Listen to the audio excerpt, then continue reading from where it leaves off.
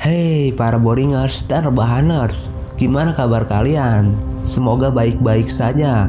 Di video ini, saya akan membahas alur cerita film Snow Feature yang rilis pada tahun 2013. Sebelum lanjut ke ceritanya, siapkan bantal dan simetriskan posisi rebahan Anda. Selamat menonton, cekidot.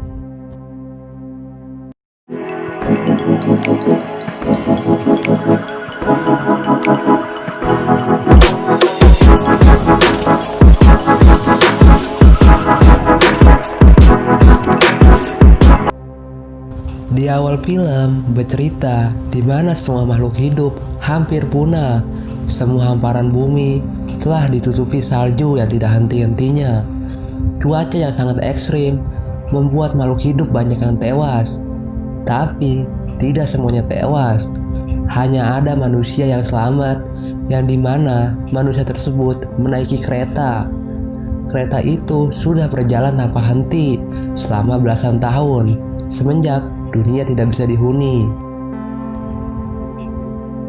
Di scene ini ada sekelompok manusia yang tinggal di gerbong kereta paling belakang, di mana kelompok inilah yang diisi oleh rakyat biasa. Mereka memakan makanan yang sama, yang dimana makanan tersebut tidak enak rasanya dan tidak layak untuk dimakan. Tapi itulah satu-satunya mereka harus bertahan hidup. Kehidupan mereka sangat menderita dengan tempat yang kumuh serta perlakuan petugas yang begitu kejam. Lalu, siapakah yang punya kereta ini? Dia bernama Mr. Wilford, sekaligus si pembuat kereta tersebut. Di gerbong paling belakang ada seorang ketua kelompok. Dia bernama Curtis, dan ada juga William. Dia seorang sesepuh di kelompok tersebut. Kelompok itu sedang merencanakan pemberontakan untuk menuju ke gerbong paling depan, yang dimana di gerbong paling depan ada Mr. Wilford. Singkat cerita, mereka semua melakukan pemberontakan karena sudah bosan hidup di gerbong kereta paling belakang. Pemberontakan pun terjadi. Mereka saling membantu satu sama lain mengambil benda yang panjang yang sudah mereka buat sebelumnya. Hal itu dilakukan agar pintu gerbong tidak tertutup. Akhirnya, mereka berada di gerbong yang dimana Namgong terkurung. Di situ, Namgong tidak sendiri. Ada juga putrinya yang bernama Yona. Putrinya berusia 17 tahun. Semenjak lahir dan sampai sekarang, Yona tinggal di kereta tersebut. Namgong bekerja sama dengan kelompok itu, yang dimana Namgong meminta imbalan. Imbalan itu adalah krono. Barang itu terbuat dari limbah yang dimana si pemakainya menjadi halusinasi. Akhirnya mereka semua sepakat untuk kerjasama. Setelah itu, pintu gerbong pertama Namgong buka, tapi di gerbong itu tidak ada siapapun. Saat sekelompok Curtis berada di dalam gerbong tersebut, dia melihat keadaan daratan membeku yang sudah lama tidak mereka lihat selama belasan tahun. Gerbong selanjutnya Namgong buka. Di dalam gerbong itu ternyata tempat makanan yang setiap hari mereka makan. Ternyata makanan itu terbuat dari hewan busuk dan sampah yang kemudian diolah menjadi makanan. Hal itu membuat Curtis semakin marah dengan apa yang terjadi. Setelah itu, gerbong selanjutnya Namgong buka. Saat sudah terbuka, ternyata banyak orang di sana lengkap dengan senjatanya seperti ninja. Lalu, di belakang ninja itu ada seorang wanita yang memerintahkan ninja itu. Wanita tersebut bernama Mason. Lalu, keributan pun dimulai. Setelah kelompok Curtis memenangkannya, Mason pun disandra dan berjanji akan bekerja sama untuk menuju gerbong paling depan. Perjalanan pun dimulai. Hanya ada beberapa orang yang ikut menuju ke gerbong paling depan. Setelah itu, gerbong selanjutnya dibuka, yang dimana di dalam gerbong itu dipenuhi tanaman seperti kebun. Sangat berbeda jika dibandingkan di gerbong sebelumnya.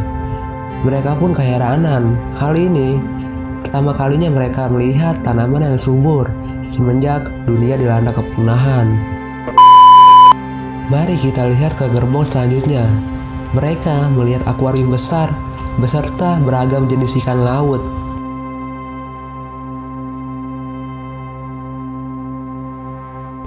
Hal itu membuat mereka terpesona yang sedang mereka lihat.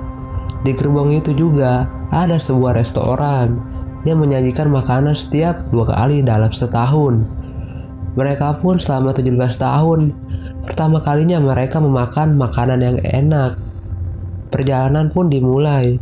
Di gerbong selanjutnya, mereka melihat daging-daging diproduksi. Hal itu membuat mereka aneh.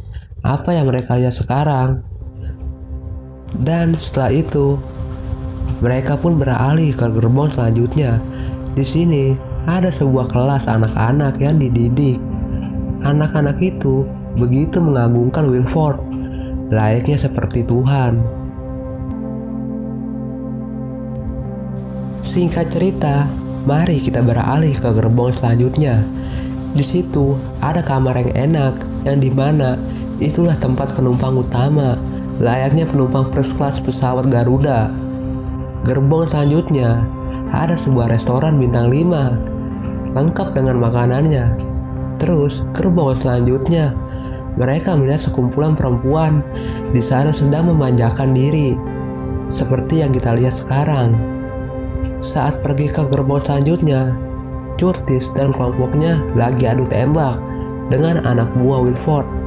Setelah pertempuran itu membuat teman Curtis mati, yang tersisa hanya Curtis, Namgong, dan Yona. Mereka mulai berjalan ke gerbong selanjutnya. Di dalam gerbong tersebut, mereka melihat sebuah klub malam serta penuh orang-orang yang lagi berpesta.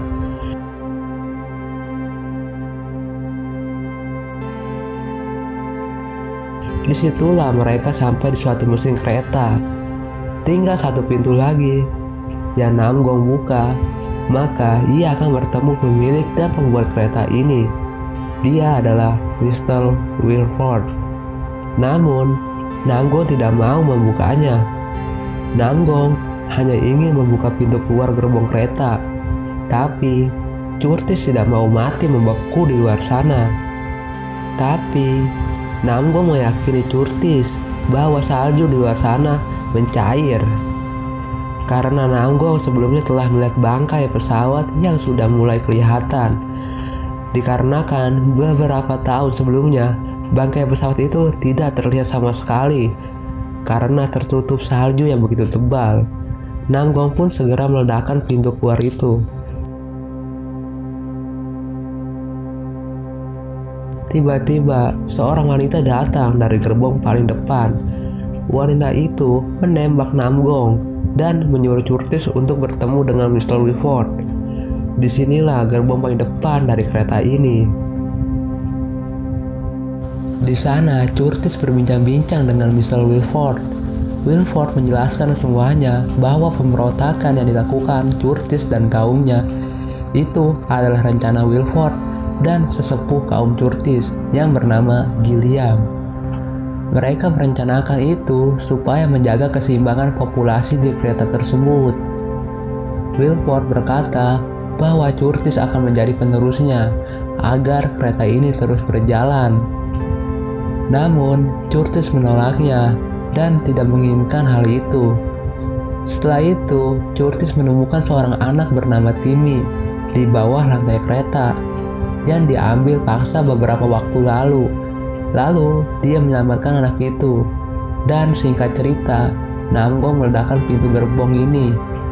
Saat bom itu meledak, pintu gerbong paling depan tidak bisa tertutup. Curtis dan Wilford mendekap Yona dan Timmy supaya bisa hidup. Setelah bom meledak, mereka semua tewas. Yang selamat hanya Yona dan Timmy.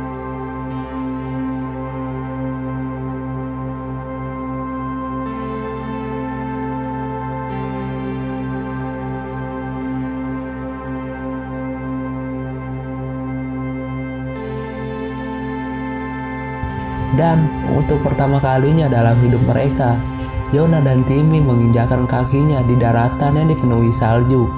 Dan beruang yang melihat mereka. Film pun selesai.